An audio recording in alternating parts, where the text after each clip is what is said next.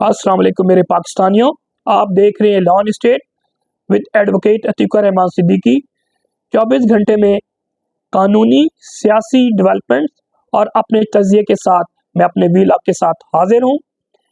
आज जुम्मा 6 सितंबर 2024 है और आज से तकरीबन 69 साल पहले 1965 6 सितंबर की जंग इंडिया और पाकिस्तान के दरमियान लड़ी गई, जिसे हम हर साल डिफेंस डे के तौर पर मनाते हैं।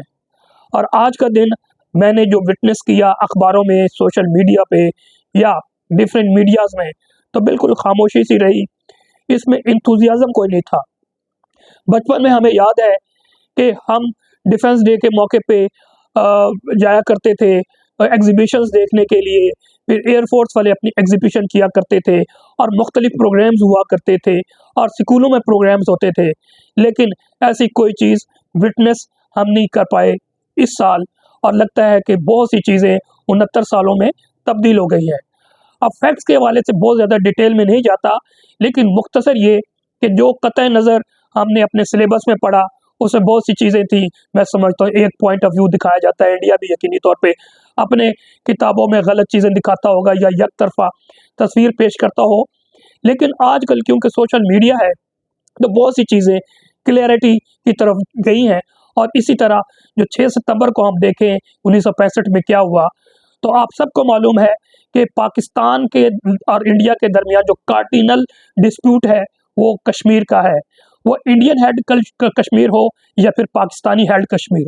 मैं हेल्ड कश्मीर इसलिए कह रहा हूँ कि जब 1947 में पाकिस्तान और इंडिया दो हिस्सों में तकसीम हुआ, इंडिया पाकिस्तान और इंडिया में तकसीम हुआ, तो कश्मीर जो है वो प्रिंसली स्टेट थी और ना वो इंडिया का हिस्सा था और ना वो पाकिस्तान का हिस्सा था।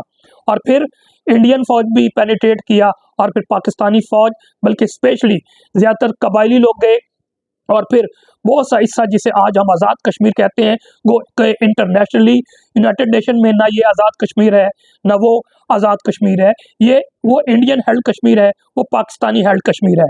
क्योंकि जब यूनाइटेड नेशन ने रेजोल्यूशन के ज़रिए स्टेटस को कराया और लाइन ऑफ कंट्रोल लाइन खींची और उसमें ये चीज़ें डिसाइड हुई थी कि ये जो कश्मीरी हैं, चाहे इस पाकिस्तान में कश्मीरी हैं या फिर इंडियन कश्मीरी हैं, वो एक प्लेबिसाइड के ज़रिए राइट टू सेल्फ डिटर्मिनेशन का राइट रखते हैं। और उनको 3 ऑप्शन दिया जाएगा कि या वो इंडिया में चले जाएं, या वो पाकिस्तान में चले जाएं, या फिर वो इंडिपेंडेंट स्टेट हासिल कर लें। लेकिन 77 सालों में अभी तक वो ख्वाब जो कश्मीरियों का है वो शर्मिंदा ताबीर नहीं हो सका। मुख्तसर ये कि इस इशू पे आज तक हम 4 जंगें कम अज़ कम लड़ चुके हैं। 1947, 1948, इसके बाद दूसरी जंग जो है वो 1965 में लड़ी गई और किस तरह लड़ी गई उसका मुख्तसर सा खुलासा पेश करूँगा। लेकिन उसके बाद 1984 में सियाचिन के मामले में हुआ, जिसमें पाकिस्तानी फ़ौज, मैं समझता हूँ उनको अंदाज़ा नहीं था कि इंडिया क्या प्लान कर रहा है और इंडिया ने खामोशी से जो टॉप सियाचिन के एरियाज़ हैं उस पर कब्ज़ा कर लिया और आज तक उस पर काबिज़ है। फिर 1998 कारगिल के बाद पे जो कुछ हुआ आप सबको मालूम है और उसमें भी हमारे बेशुमार सोल्जर्स, हमारा जानी नुकसान हुआ, हमारा माली नुकसान हुआ और स्ट्रेटेजिक हमारा नुकसान हुआ और फिर अमेरिका के कहने पे हमें माफ़ी भी मांगनी पड़ी। मुख्तसर ये कि हमने किताबों में ये पढ़ा कि रात की तारीकी में इंडियन फ़ौज ने जनाब प्लान किया कि हम लाहौर वाघा के रास्ते पाकिस्तान में दाखिल होंगे और सुबह का नाश्ता या फिर लंच हम अनारकली में करेंगे। लेकिन अगर फैक्चुअल चेक देखा जाए ऐसा नहीं है। अगर देखा जाए तो ये जंग भी जो मैं समझता हूँ कि पाकिस्तान ने इन्फिल्ट्रेट किया था स्टार्ट में। आपको मालूम है कि उस वक्त ऑपरेशन जिब्राल्टर अगस्त में शुरू किया गया था और उसके बाद ऑपरेशन ग्रैंड सलाम किया गया था। ये था प्लान पाकिस्तानी गवर्नमेंट का, यूबी गवर्नमेंट का, कि हम किस तरह कश्मीर में घुस के कश्मीर को आज़ाद करवा लेंगे। और यके बाद दीगरे ये ऑपरेशन जिब्राल्टर और फिर ऑपरेशन ग्रैंड सलाम शुरू किया गया। प्लान ये था कि अपने सोल्जर्स और अपने मुजाहिदीन के ज़रिए हम इन्फिल्ट्रेट करेंगे और वहाँ पर जो मुजाहिदीन कश्मीरी मौजूद है, और क्योंकि कश्मीरी जो है वो पाकिस्तान का साथ देंगे और वो साथ मिल जाएंगे और हम रास्ता उनका ब्लॉक करके उनकी कमक रोक के तो हम कश्मीर पे कब्जा कर लेंगे। लेकिन ऐसा नहीं हो सका। तारीख की किताबों में भरी पड़ी है कि कश्मीरियों ने कोई इंथुजियाज्म नहीं शो की, वो इंडियन हेल्ड कश्मीर की बात कर रहा हूँ। और फिर ये जो उनका प्लान था वो नाकाम हुआ, और फिर रिटेलिएशन में इंडिया ने फुल फ्लैज वार शुरू की, जो कि ना सिर्फ लाहौर में रही बल्कि सियालकोट के महाज पे और शकरगढ़ तक गया। उसमें डिटेल में नहीं जाता कि कहाँ तक इंडियन फौज आई या पाकिस्तानी फौज गई, लेकिन इसमें तीनों फौजें इस्तेमाल हुई। लेकिन खासकर एरियल जो आपस में कॉन्फ्लिक्ट था वो चली है, फाइटिंग हुई है, और फिर ग्राउंड पे फाइट हुई है मुख्तलिफ महाज पे। खेमकरन जो इम्पोर्टेंट है, कहा जाता है कि सेकंड वर्ल्ड वॉर के बाद जो टैंक की सबसे बड़ी जंग हुई है वो खेमकरन की हुई है। मुख्तसर ये है कि पाकिस्तान और फिर जब इंडिया ने तकरीबन 22 दिन जंग लड़ी तो यूनाइटेड नेशन ने इसको इंटरवीन किया, और फिर बड़ी ताकतें जिसमें उस वक्त यूएसएसआर और फिर अमेरिका ने इंटरवीन किया। चाइना पाकिस्तान को सपोर्ट कर रहा था जबकि यूएसएसआर इंडिया को कर रहा था। मुख्तसर ये कि जंग रुकवाई गई, और फिर यूएसएसआर ने ताशकंद मुआहदा करवाया। ताशकंद के मुकाम पर इंडिया और पाकिस्तान, लाल बहादुर शास्त्री और अयूब खान वहाँ पर मौजूद थे। और फिर ये मुआहदे के बाद फिर जो तमाम दोनों फौजें अपने अपने प्रीवियस जो सितंबर है वो मकाम पे चली गई। ये उसका बैकग्राउंड था। इसके साथ आप सबको मालूम है कि जनाब पाकिस्तान तहरीक इंसाफ अपना तीसरी दफ़ा ये जलसा करने जा रही है इस्लामाबाद में, जो कि संगजानी के मकाम पे इतवार को 8 सितंबर को 2 बजे शुरू होगा। इस हवाले से मैं रिक्वेस्ट आपसे यही करूँगा कि आप अंदाज़ा लगा लीजिए कि पहले इस्लामाबाद के जलसे इस्लामाबाद के शहर में हुआ करते थे, डी चौक में हुआ करते थे, फिर डी चौक से परेड ग्राउंड की तरफ गए। इन फस्ताई हुकूमतों ने पाकिस्तान तहरीक इंसाफ के जलसे को तकरीबन ढाई तीन साल हो गए नहीं होने दे रहे इस्लामाबाद में, और मुख्तलिफ हीले बहाने से रोक दिया जाता है। पहले जलसा डी ग्राउंड हुआ करता डी चौक पे, उसके बाद परेड ग्राउंड में, फिर जनाब रवात का दिया गया, फिर कश्मीर हाईवे, फिर F9, इनके 5 प्लेस से होते होते तरनोल तक ये लास्ट जो 22 अगस्त को जलसा होना था वहाँ पर भी नहीं होने दिया, और एंड टाइप पे NOC कैंसिल कर दी गई। और फिर अब संगजानी आप यूँ समझ लें कि इस्लामाबाद का बिल्कुल एंड है, और ये वाक एंड या टेक्सला शुरू हो जाता है। उस मकाम पे इलेक्शन ये जलसा होने जा रहा है। लेकिन अगर इनको हमारे पाकिस्तान तहरीक इंसाफ के वर्कर्स को ना रोका गया, जो रोक रहे हैं, आप सबको मालूम है 2 दिन से पंजाब में मुख्तलिफ ऑपरेशन हो रहे हैं, पकड़ दकड़ हो रही है। इवन जहाँ पर 1-2 जगह पे इलेक्शन हो रहे हैं वहाँ पर भी उनको इलेक्शन कैंपेन की करने दी जा रही। तो मुख्तसर यह कि बावजूद इसके जो इतना बड़ा ग्राउंड देने का मकसद यही है तकरीबन 400 कनाल का, कि जनाब हमारे जो ये कंट्रोल्ड मीडिया टेलीविज़न है इसको किस तरह शॉर्ट करके दिखाएंगे। लेकिन मुझे उम्मीद है कि इस जलसे में तिल धरने की जगह नहीं मौजूद होगी, और पाकिस्तान तहरीक इंसाफ इस्लामाबाद रीजन ने जो प्रेस रिलीज जारी की है उसके मुताबिक NOC भी जारी हो गया है, और जलसा संगजानी चौक में GT रोड की जगह मुख्तस कर दी गई है। तहरीक इंसाफ इस्लामाबाद की तारीख का सबसे बड़ा जलसा करने जा रही है। जलसा में ख्वातीन और फैमिलियों के लिए खसूसी एहतमाम किया गया है। जलसा गिरती हुई नाजायज़ हुकूमत की दीवार को आखिरी धक्का देगी। जलसे का मकसद बेगुनाह इमरान खान को रिहा करवा कर दोबारा मुल्क का वज़ीर आज़म बनाना है। जलसे का दूसरा मकसद महंगाई की जिम्मेदार नाजायज़ हुकूमत से छुटकारा पाना है। जलसे का तीसरा मकसद आज़ाद अदलिया की हिफाजत को यकीनी बनाना है।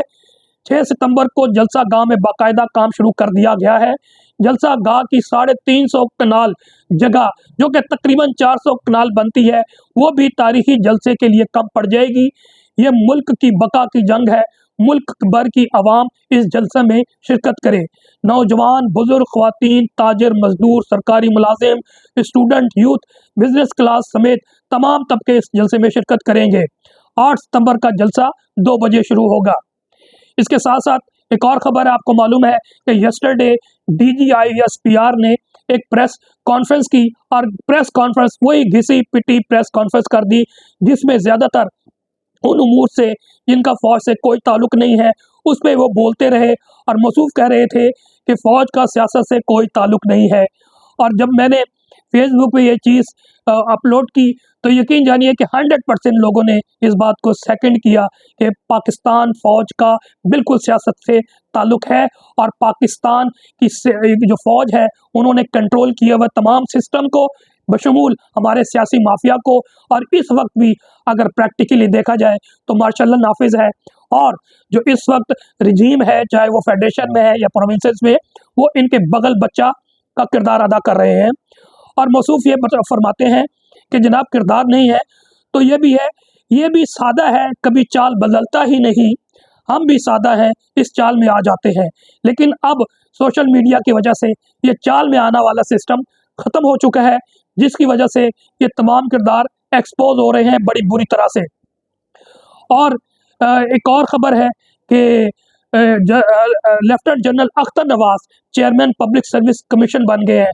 इस हवाले से मैं आपको ये बताता चलूँ कि ये इस वक्त एक्टिंग में लेफ्टिनेंट जनरल है, और जो कोर कमांडर है मुल्तान के, उनको यानी कि एडवांस में, जो कि नवंबर में रिटायर होना है, एडवांस में चेयरमैन पब्लिक सर्विस कमीशन बना दिया गया है।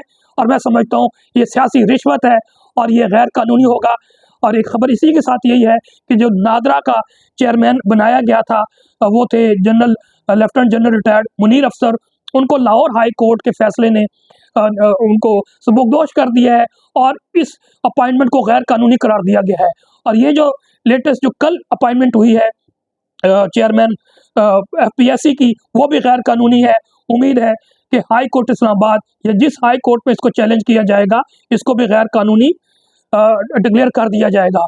और कल की जो खबर सुप्रीम कोर्ट से एक अहम फैसला आया है, वो नैब तरामीम के हवाले से जो अपील हुकूमत पाकिस्तान ने की थी, उस हवाले से वही जो एक्सपेक्ट कर रहे थे कि काजी फाइज ईसा की टीम ने यही करना है, और उनकी तरामीम की जो अपील की है हुकूमत की, वो एक्सेप्ट कर ली है। ये फैसला 2 और 3 की हैसियत से आया है। काजी फाइज ईसा और उनके 2 दीगर जजेस ने यही कहा है कि जनाब जो 30 से ज़्यादा तरामीम 2022 में पीडीएम फर्स्ट ने किया था, वो बिल्कुल लीगल है और हम इंटरफेयर नहीं कर सकते पार्लियामेंट के मामलात में, जबकि खुद ही लिख रहे हैं। इसका मतलब ये नहीं है कि अगर पार्लियामेंट कोई गैर आइनी या गैर ऐसा फैसला बुनियादी हकूक़ के मुनाफी कोई कानून बनाएगी तो हम इंटरफेयर नहीं कर सकते, लेकिन वो कर भी रहे हैं कि जनाब हम पार्लियामेंट के डोर स्टेप पे हम नहीं जाएंगे और उनको नहीं चेक करेंगे। ये पार्लियामेंट की जंग है, पार्लियामेंट पे लड़ी जाए। और इससे क्या फ़ायदा हुआ? इससे अवाम का नुकसान ये हुआ, जिसकी छोटी सी तहरीर यही है कि इमरान खान केस तो हार गए, लेकिन कौम का 1100 अरब रुपए भी डूब गया और ये खू खाते चला गया है। बुनियादी तौर पर इस गंदे सिस्टम की जीत हुई है और करप्ट अशराफिया को नवाजने के लिए सहूलतकारी के आला दर्जे की मिसालें तारीख का हिस्सा शुमार होंगी। इमरान खान को मैं समझता हूँ फ़ायदा हुआ। इमरान खान साहब यही कहते रहे, क्योंकि इसके 2 जो पाइवोटल क्वेश्चन थे या अहम पॉइंट थे कि जनाब इस तरमीम के बाद 50 करोड़ से कम की जो अमाउंट का करप्शन है वो नैब नहीं दे सकेगी, और कम से कम 100 अफराद एग्रीव्ड होंगे तो नैब इसमें इंटरफेयर कर सके, यानी कि 2 लाजमी जुज़ थे, जो कि नामुमकिन हो जाता है तकरीबन 90 केसेस में। और जब ये पाकिस्तान तहरीक इंसाफ यानी कि इमरान खान ने जब चैलेंज किया था और एक्सेप्ट हुई थी अता बंदियाल साहब चीफ जस्टिस ऑफ पाकिस्तान, जिसमें जाजुल हसन साहब थे और मंसूर अली शाह साहब, जब उन्होंने ये फैसला किया था तो यकीन जानिए कि इतने ज़्यादा केसेस जो नैब ऑर्डिनेंस की वजह से चले गए थे, वापस हो गए थे, वो बड़ी तेज़ी से आए थे। अब इस फैसले के बाद नैब टूथलेस हो जाएगी और नैब ख़त्म हो जाएगी। मेरा तज़िया ये है कि एंटी करप्शन इस तरह के केसेस को नहीं देख सकती, क्योंकि एंटी करप्शन तो एक 20वें 21वें ग्रेड का डीजी चलाता है और वो मुलाजिम होता है, आपको पता है, पावरफुल तबके का, हुकूमत का, गारतगरों का। तो मैं समझता हूँ कि इनमें पहले नैब नहीं चला पा रही थी तो वो क्या चलाते, जबकि नैब को अपग्रेड करना चाहिए था। और मैं समझता हूँ कि इमरान खान साहब ने अपने दौर में भी ये काम नहीं किया, उनको करना चाहिए था।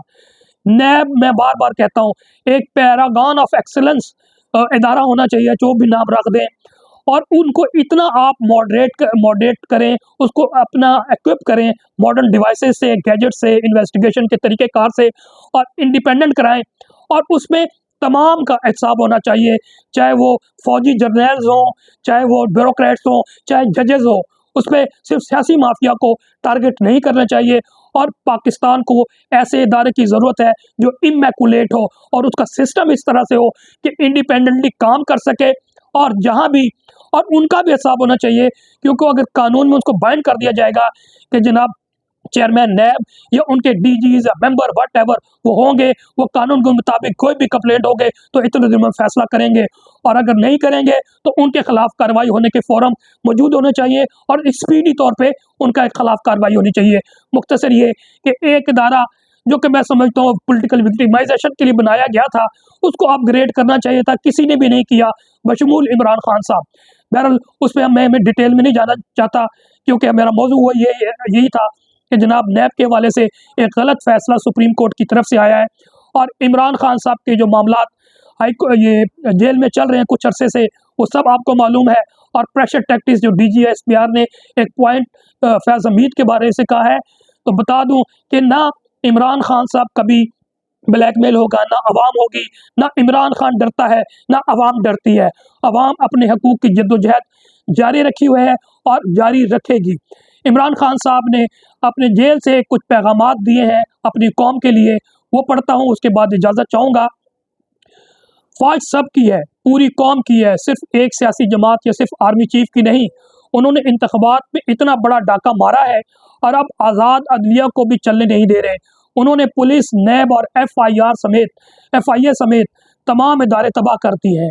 अब एक सुप्रीम कोर्ट बची है जिससे अवाम को उम्मीद है। पुलिस और नैब के इदारे को हमारे खिलाफ इस्तेमाल किया जा रहा है। रावलपिंडी कमिश्नर इस सब का गवाह है कि पिंडी डिवीज़न में इंतखाबात उसने करवाए हैं। रावलपिंडी कमिश्नर ने चीफ जस्टिस और इलेक्शन कमीशन के खिलाफ सच बातें की तो इसको गायब कर दिया गया। चीफ जस्टिस अगर बेगुनाह होता तो लाजमी रावलपिंडी कमिश्नर को अपनी अदालत में बुलाता। अब मैं ये ऐलान करता हूँ कि अगर उन्होंने अदलिया को तबाह करने की कोशिश की तो मैं सड़कों पर एहतजाज की कॉल दूंगा। मुखालिफ टीम को मैदान में नहीं उतरने दिया गया, फिर भी ये बुरी तरह हार गए। जिनको 20 सीटें नहीं मिली उन्हें जाली मैंडेट देकर बैठा दिया गया है। जो काम दुश्मन नहीं कर सका वो ये खुद करके अपने इदारे को नुकसान पहुंचा रहे हैं। कौम को तबाह करने के लिए दुश्मन के हमले की ज़रूरत नहीं होती। इदारों पर करप्ट और नाअहल लोगों को बिठा दिए जाए तो कौमें तबाह हो जाती हैं। मोहसिन नकवी को वज़ीर दाखिला और क्रिकेट बोर्ड का चेयरमैन बना दिया गया। इसकी तकरीरी बड़े साहब ने की है और इसने क्रिकेट का बेड़ा गर्क कर दिया। पाकिस्तान क्रिकेट टीम बांग्लादेश से वाइट वॉश हो गई, और इससे बड़ी और शिकत क्या होगी। ऐसा कौन सा एटम बम फटा कि 3 साल में हमारी क्रिकेट बांग्लादेश से कारकर्दगी में हमारी नीचे आ गई और तबाह हो गई। क्रिकेट एक टेक्निकल खेल है और आपने सिफारशी बिठा दिए। मोहसिन नकवी की क्या काबिलियत है। रमीज़ राजा मेरा रिश्तेदार नहीं था, एक प्रोफेशनल क्रिकेटर था जिसको मैंने चेयरमैन PCB बनाया।